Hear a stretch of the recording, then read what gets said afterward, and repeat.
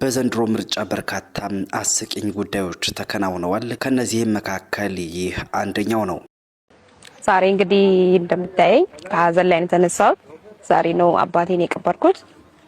ግን በቃ ከሀገር የበለጠ ነገር የለም። አንድ ድምጽ ዋጋ አላት። ነገ ለልጆቼም ስለሚጠቅም ለኔም ይጠቅመኛል፣ ለልጆቼም ለሀገሬም ብዬ ድምጽ ልሰጥ መጣ።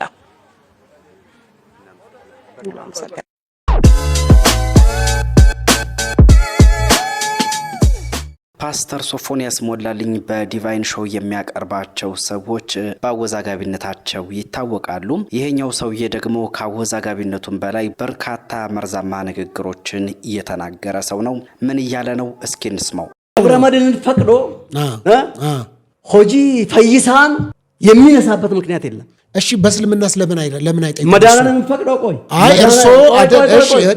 ቆይ መዳናንን ፈቅዶ ፈይሳ አዱኛ በኦሮምኛ ፈይሳ አዱኛ አይደለም እውነት ነው የሚነሳበት እመቤታችን ፈቅዶ ጊፍቲ አዱኛን የሚነሳበት ምክንያት የለም። ስለዚህ ኮንሰፕቱን ያነሳነው ለምንድን ነው? አፍሮ ይቀይሩ ነበር የጸጋዬ ገብረመድህን አባት ቀውስ እያሉ ሲፎግሩት ቀይረዋል። ታዲያ ቤተክርስቲያኗ መች አስቀየ? ቤተክርስቲያኗ ነች እዛ የነበሩ ሰዎች ናቸው እሳቸውን ቡሊ ያደረጓቸው። እዛ የነበሩ ሰዎች ናቸው ሲቀይሩ ግን የቀየሩ። እዚህ ጉዳይ ላይ ሳይድ ይዤ አስተያየት መስጠት አልፈልግም። ይሁንና እንደዚህ አይነት ቃላት ግን ከዛም ጎራ እዚህም ጎራ መወራወሩ አሁን ላለንበት ትውልድ የሚመጥን ነው ብዬ አላስብም። ምክንያቱም የዛሬ ብሽሽቃችን ለነገ ልጆቻችን ዕዳ እንደሚሆንባቸው አምናለሁና።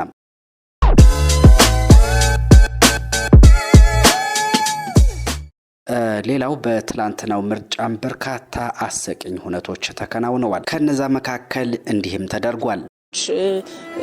ሆስፒታል ግሉኮስ ጭምር ነቅለው ወረፋ ይዘው የሚስተናገዱና የሚመርጡ ሰዎችን ታዝበናልና እውነትም ኢትዮጵያ እየመረጠች ነው የሚያስብል ትዕይንት ነው። እየመረጠ ነው። ይህ እንግዲህ የሚያሳየን እንዳጠቃላይ እንደ ሀገር የዲሞክራሲ ልምምዳችን እያደገ መምጣቱንና ዜጎችም የሚፈልጉትን ለራሳቸው ለሀገራቸው ይበጀናል የሚሉትን በካርዳቸው ብቻ በመምረጥ የተሻለች ኢትዮጵያን መመስረት ላይ እንዳሉ ነው የታዘብነው። A few moments later ዛሬ እንግዲህ እንደምታየኝ ከሀዘን ላይ ተነሳው ዛሬ ነው አባቴን የቀበርኩት። ግን በቃ ከሀገር የበለጠ ነገር የለም። አንድ ድምጽ ዋጋ አላት። ነገ ለልጆቼም ስለሚጠቅም ለኔም ይጠቅመኛል፣ ለልጆቼም ለሀገሬም ብዬ ድምጽ ልሰጥ መጣ።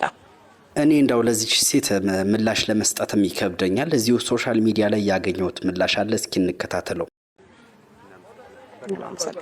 ድራማ እንግዲህ እዚህ ድረስ ደርሷል። እቺ ልጅ አባቷ የምር እንኳን ሞቶ ቢሆን አንቃ ገለው ነው።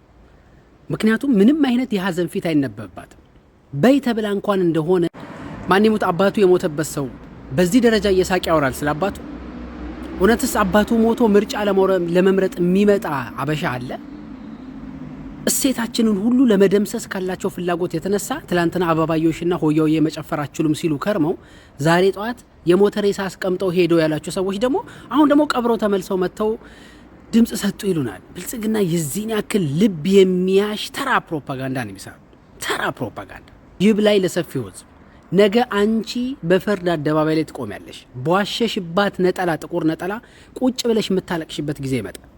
ዳመት ከምናምን በግሩም ሆስፒታል ያው ዳይሊስ ያረቁ ነው። ሌላው በሀገራችን እንግዲህ ከቅርብ ጊዜ ወዲህ የኩላሊት ህመም የብዙዎች ችግር እየሆነ መጥቷል። በተለይም አርቲስቶች እንግዲህ በዚህ ችግር ተጠቂ ሲሆኑ ይስተዋላል። ይህ አንጋፋ ድምፃዊም በኩላሊት ችግር ተጠቅቷል። መልእክትም አለው። እስኪ እንከታተለው። ናዛ ላይ ነኝ ያለው እስኪ ላንጎራጉረው ትዝታን በዜማ እስኪ ላንጎራጉረው ትዝታን በዜማ ባዝንም ብደስትም ስንቄ ነው ለኔማ ባዝንም ብደስትም ስንቄ ነው ለኔማ ፍቅርሽ ሆኖ ለኔ ሀብቴና ጉልበቴ ፍቅርሽ ሆኖ ለኔ ሀብቴና ጉልበቴ ሳስበው ለእንትናሽ ደቀን ይላል ፊቴ ሳስበው ሁለንትናሽ ደቀን ይላል ፊቴ። ደግሞ አንድ የረሳሁት አሁን በዚሁ አጋጣሚ ግሩም ሆስፒታል እየታከምኩ እያለ ያው አንድ አመት ከምናምን ታክሜያለሁ። ወጪው ብዙ ነው እና አስቴር አለማየሁ እዚህ ቲያትርና ባህል አዳራሽ አንድ ዝግጅት ነበረ። እዛ ላይ ሳንጎራጉር እያመመኝ ለሰው የሳንጎራጉር ሲስተር ዘቢደር መጣ አይታኝ እና ሜሪ ጆይ የነጻ ሕክምና ዳያሊሲስ እንዲፈቀድልኝ ብላ እንትን አለችኝ እና እሷንም ሲስተር ዘቢደርን እንድታመሰግንልኝ በዚህ አጋጣሚ ለሲስተር ዘቢደር በጣም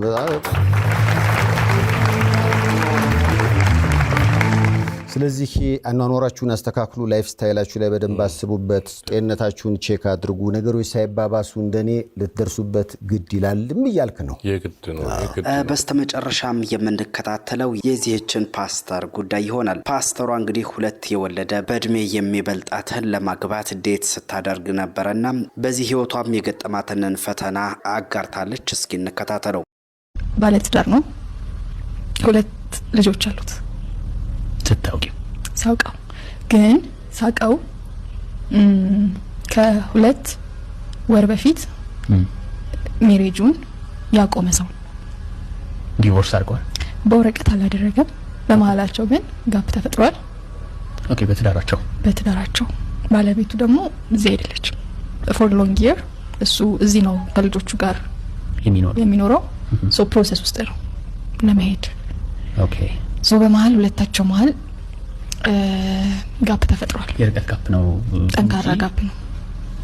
ኦኬ። የጸብም ነው። አዎ በቃ ቆሟል። ሶ ይሄንን ነግሮሻል? አሳውቆሽ ነው? ያ የመጀመሪያው ቀን ነው ሁሉንም ነገር ያወራኝ ደግሞ ለሌላ ነገር አይደለም። ኦኬ። እሺ። ደህና ነው ወይ እንዴት ነህ ብዬ ብጠይቅ ያለበት ሁኔታ ትነግረኛለህ አይደል? ያ በዛ ነው የጀመረው። እንዴት ነህ ደህና ነው ወይ ምናምን። ሶ የሰውየውን ስቶሪ መናገር ስለሌለብኝ ለዚህ ነው የተለያዩት አይደለም፣ ግን ተለያይተው ተጎድቶ ዲፕሬስድ ሆኖ ነው ያገኘሁት። ሪል ጉዳት ደርሶበት ነው። ያ ኦኬ። በዚህ መሀል ነው ትውውቅ የጀመራችሁት? ኦኬ።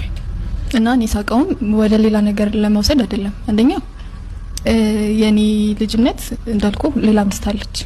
እሱ ነው የበጠበጠን የመጣው አይደል? ሌላ ሴት አለች የሚለው ሀሳብ ነው። ያ ሶኔ እዚህ ጋር ደግሞ ሁለተኛ ሴት ላይ ሆኜ የመግባት ሀሳብም የለኝም። እድሜ ጋፕ አለን፣ ልጆች አሉት። ሶ የሆነ ዛሬ ሰምቼው ኦኬ አይዞክ ይሄን አድርግ ልመክረውም አይደለም የተገናኘ ነው ሲጀምር ማለት ነው። በሆነሽ ሞመንት ነው የተገናኘ ነው፣ ግን ሁሉንም ነገረኝ። ሶ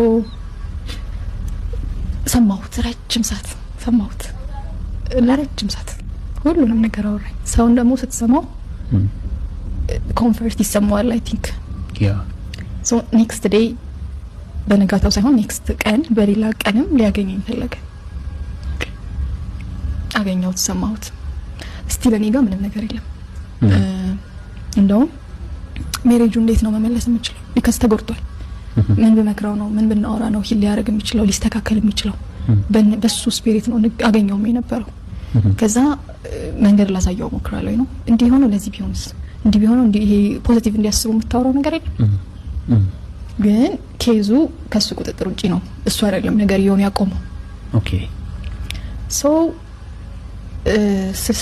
ስመክረው ደህና የሆነ መጣ ለሱ ማለት ነው። ክቡራን አድማጭ ተመልካቾቻችን የዛሬው የምን አዲስ ልዩ መሰናዷችን የተከታተላችሁትን ይመስል ነበረ። ጤና ይስጥልን።